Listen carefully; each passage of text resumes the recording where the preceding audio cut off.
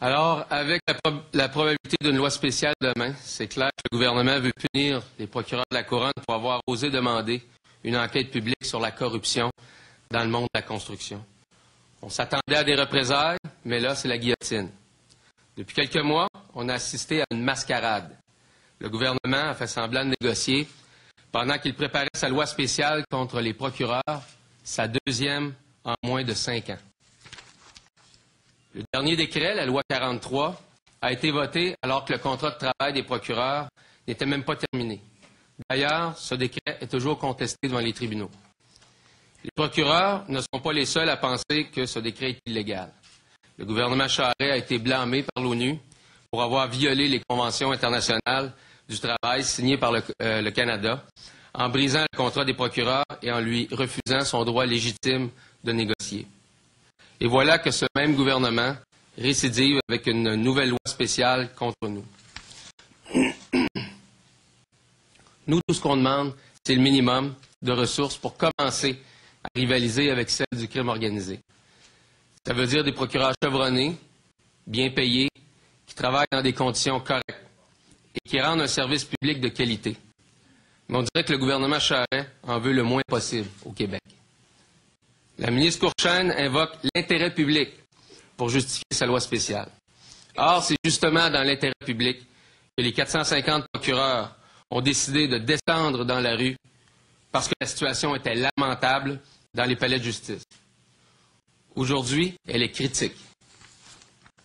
Pour nous, la loi spéciale, si elle est votée demain, sera inconstitutionnelle, immorale et irresponsable.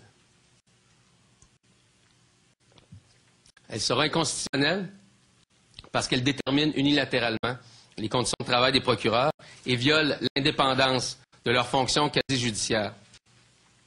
Par ailleurs, le gouvernement refuse d'aller au-delà de ce qui a été accordé aux employés de la fonction publique.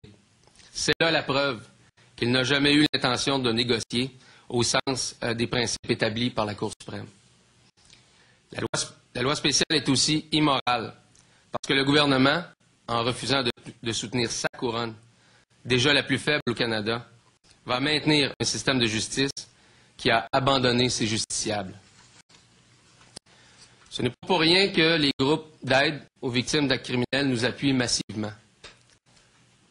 Enfin, la loi spéciale est irresponsable parce que l'État ne propose aucune solution pour régler une fois pour toutes les problèmes critiques et chroniques qu'ils ont eux-mêmes créés et admis. Les procureurs sont consternés par l'attitude du gouvernement. Sa vision des relations de travail, la désinformation et l'intimidation, tout ça est digne de l'époque de Duplessis et n'a pas sa place dans une démocratie. Depuis des années, les procureurs ont tenu le système à bout de bras. Si le gouvernement nous force à rentrer au travail par une loi spéciale, les procureurs vont baisser les bras et le système va continuer à s'écrouler à un rythme accéléré. Ce qui est grave, c'est qu'avec le climat de suspicion et les allégations de toutes sortes qui se poursuivent, les enquêtes et les procès qui s'en viennent, le Québec aura besoin de procureurs chevronnés au cours des prochains mois et des prochaines années. Et Dieu sait où il va les trouver.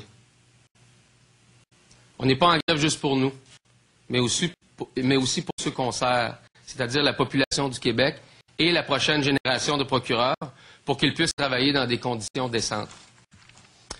Nous avons reçu l'appui de nos collègues de partout à travers le Canada. Le problème de la couronne québécoise est donc devenu une crise nationale. Je dirais même une honte nationale. Et le seul moyen que le gouvernement a trouvé pour gérer cette crise, c'est une autre loi spéciale qui va accentuer l'exode du savoir, l'expertise, et ce, au profit des criminels. Je vous remercie et je passe la parole à ma collègue, Maître Estelle Gravel.